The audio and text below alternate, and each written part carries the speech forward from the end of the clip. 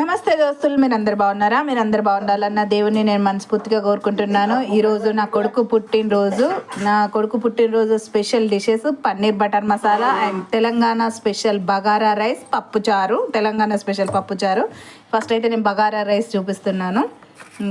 బగారాకు సంబంధించిన అన్ని మసాలా వస్తువులు: ఉల్లిగడ్డలు, క్యారెట్, టమాటా, కల్యమాకు, కొత్తిమీరకు, పచ్చిమిర్చి. గిన్నె పెట్టి నేను నెయ్యి వేసిన ఆల్రెడీ. ఇప్పుడు ఇవన్నీ మసాలా వస్తువులు వేసుకోవాలి. ఇవి కొంచెం లైట్గా ఫ్రై అయిన తర్వాత మిగతా వస్తువులు వేసుకోవాలి. ఇవి కొంచెం ఫ్రై అయినాయి. ఇప్పుడు ఒక 3 పచ్చిమిరపకాయలు నేను పొడవుల్లో జీరి అడ్డంగా కట్ చేసిన, ఒక్క సగం ఉల్లిపాయ,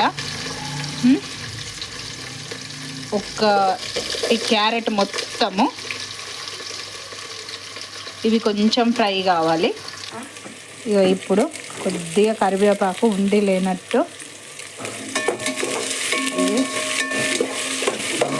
ఫ్రై అయిన తర్వాత కొంచెం అల్లం వెల్లుల్లి పేస్ట్, ఒక 1/2 స్పూన్ అల్లం వెల్లుల్లి పేస్ట్ మంచిగా ఫ్రై అయిన తర్వాత మనము చూడండి, నేను బియ్యం నానబెట్టి పెట్టుకున్న ఒక గంట ముందే. ఇది మంచిగా ఫ్రై కావాలి.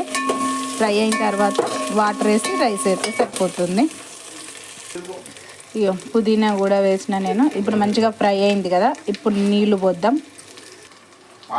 తవ్వెడు బియ్యము. ఈ తవ్వెడు బియ్యానికి నేను 3 గ్లాసుల నీళ్లు తీసుకుంటున్నా.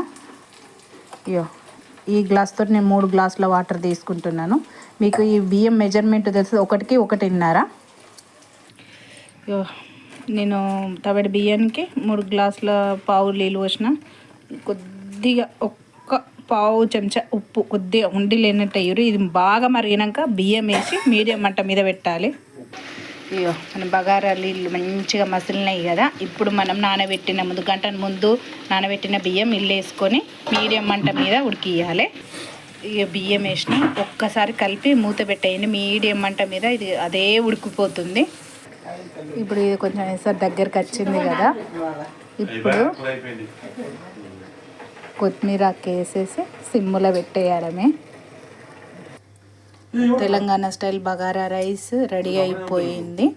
ఈ వీడియో కనుక మీకు నచ్చినట్టయితే లైక్ చేయండి, షేర్ చేయండి, సబ్స్క్రైబ్ చేయడం మాత్రం మర్చిపోదు. ప్లీజ్ లైక్ చేయండి దోస్తులు. అలాగే నా కొడుకు మీ మంచి వామ్ విషెస్ చెప్పండి. థ్యాంక్ యూ దోస్తులు. బాయ్.